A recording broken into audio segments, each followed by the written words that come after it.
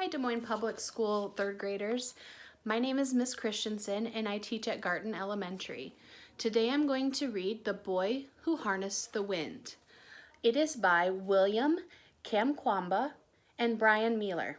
The illustrator is Elizabeth Zanon, and I have permission to read from Scholastic.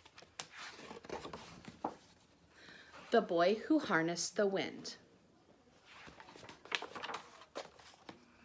In a small village in Malawi, where people had no money for lights, nightfall came quickly and hurried poor farmers to bed. But for William, the darkness was best for dreaming. There's William.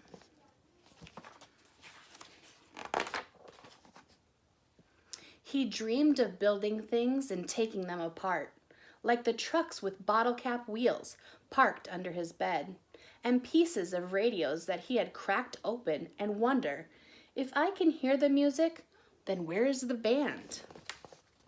His grandpa's tales of magic also whispered in the pitch black of his room. Witch planes passed through the window like ghost dancers twirled around the room, as if 100 men were inside their bodies.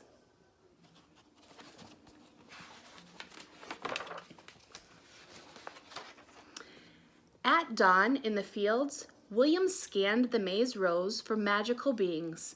He wondered as a truck rumbled past. How does its engine make it go? Pay attention where you throw that hoe, his father shouted. It'll cut off your foot.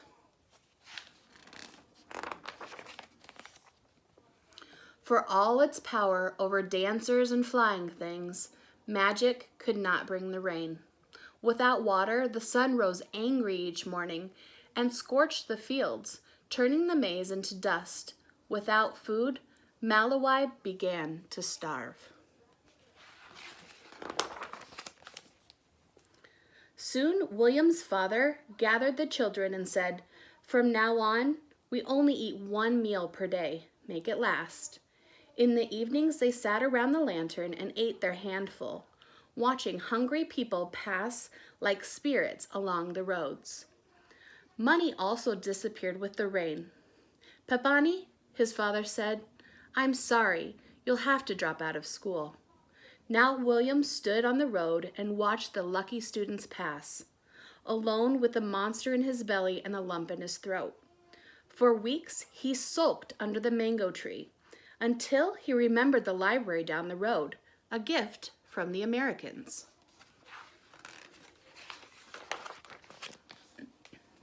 He found science books filled with brilliant pictures. With his English dictionary close by, William put together how engines moved those big trucks, and how radios pulled their music from the sky.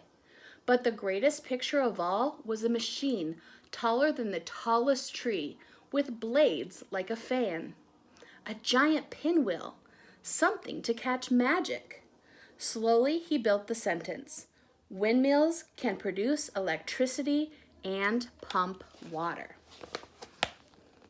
He closed his eyes and saw a windmill outside his home, pulling electricity from the breeze and bringing light to the dark valley.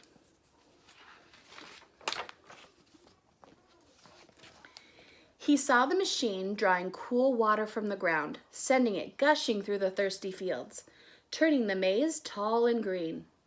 Even when the farmers' prayers for rain went unanswered, the windmill was more than a machine. It was a weapon to fight hunger. "Magisti a mepio," he whispered. "I will build electric wind."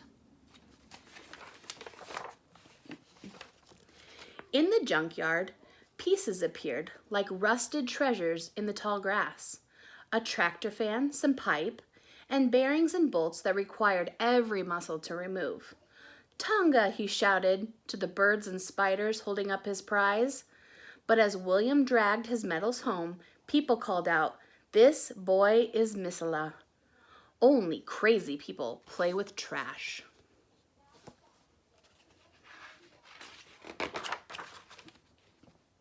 After many weeks, William arranged his pieces in the dirt. a broken bicycle, rusted bottle caps, and plastic pipe, even a small generator that powered a headlight on a bike.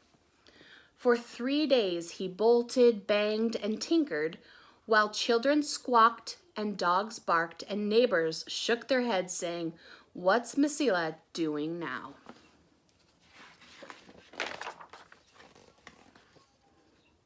His cousin Geoffrey and his best friend Gilbert soon appeared. "Millie Bongi," they greeted. "Can we help with the electric wind?"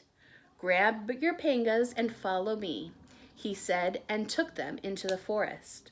Together they swung their sharp blades into the trunks of the blue gum trees, then hammered them together to make the tower. Standing atop, William shouted, "Bring it up!"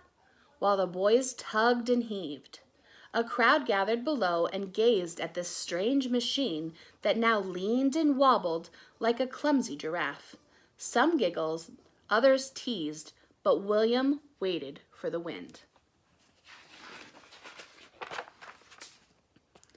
Like always, it came. First a breeze, then a gusting gale. The tower swayed and the blades spun round.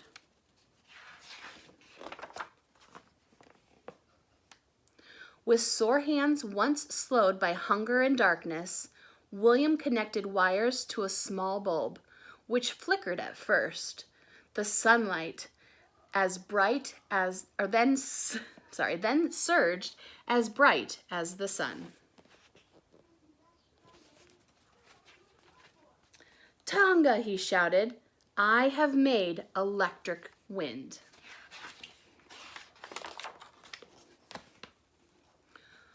"Watch about Bawino," a man yelled. "Well done!" As the doubters clapped and cheered, William knew he had just begun. Lights could not fill empty bellies, but another windmill could soak the dry ground, creating food where once there was none. Magistia Mipio, electric wind, can feed my country, William thought. And that was the strongest magic of all.